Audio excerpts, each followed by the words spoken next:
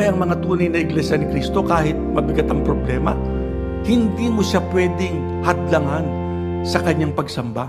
Gagawa siya ng paraan para siya makasamba.